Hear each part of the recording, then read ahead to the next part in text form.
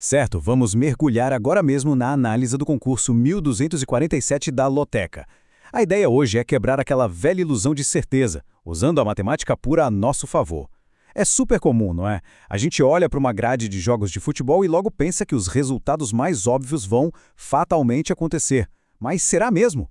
Hoje, desvendando os dados do nosso material base, a gente vai ver o que as estatísticas frias realmente dizem sobre isso. Aqui está o nosso mapa tático para a análise de hoje. A gente vai passar pelo desafio do cenário base, entender a matemática da dificuldade, desmistificar o mito dos favoritos, mapear as armadilhas e, claro, fechar com uma síntese e estratégia de jogo. Então, vamos direto para a primeira etapa, o desafio do cenário base, que é o nosso ponto de partida. Olha só que dado impressionante para começar. Se a gente converter as cotações direto em chances, a probabilidade de o cenário base acontecer é de mero 0,0045%. Para colocar isso em uma perspectiva bem real, é mais ou menos uma chance em 22.169. É uma realidade bem brutal. Basicamente, isso significa que mesmo apostando no resultado mais lógico e provável em absolutamente todos os 14 jogos, o sucesso passa muito, mas muito longe de ser garantido. Isso nos leva à próxima sessão, a lá para o chão. Para dar um exemplo bem prático, vamos olhar para a âncora mais firme dessa rodada, que é o Botafogo, ostentando absurdos 89,29% de chance de vitória. É aquele super favorito clássico. Só que, mesmo com toda essa margem de segurança de forma isolada, o simples fato de juntar esse jogo com outros 13 confrontos que são muito mais equilibrados, acaba puxando a taxa de sucesso geral da cartela lá para baixo, quase encostando no zero. E é exatamente por isso que entramos na nossa terceira parte, o mito dos favoritos e a famosa ilusão da segurança. O processamento do dados apontou 5 favoritos bem claros para essa rodada, ou seja, times com cotações abaixo de 2,00. Estamos falando de Botafogo, Rosário Central, Mirassol, Platense e Palmeiras. É quase instintivo olhar para essa lista e cravar que todos vão ganhar, certo? Mas tratar esse bloco de 5 times como uma garantia de sucesso absoluto é, matematicamente falando, um passo em falso enorme. E esses números ilustram perfeitamente o porquê. Existe uma probabilidade gigantesca de quase 89% de que pelo menos um desses 5 favoritos supostamente seguros vá tropeçar. A chance de todos eles, juntos, confirmarem o favoritismo é de apenas 11,02%. É aquele verdadeiro choque de realidade que só a matemática consegue dar.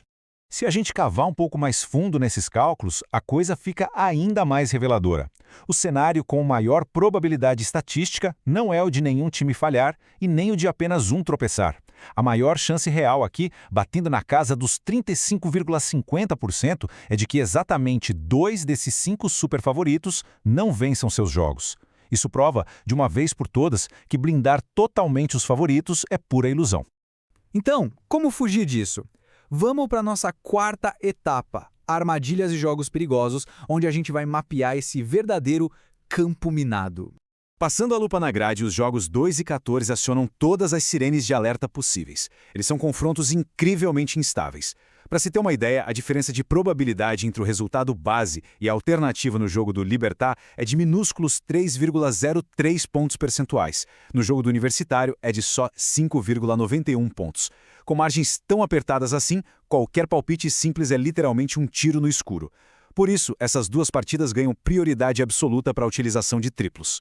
Seguindo essa mesma lógica, temos os jogos 5 e 1, Cruzeiro contra o Boca Juniors e Estudiantes pegando o Flamengo. Aqui, a chance do resultado base flutua perto dos 40%. Mas o empate aparece como uma alternativa estatística fortíssima, criando um peso que a gente não pode simplesmente ignorar.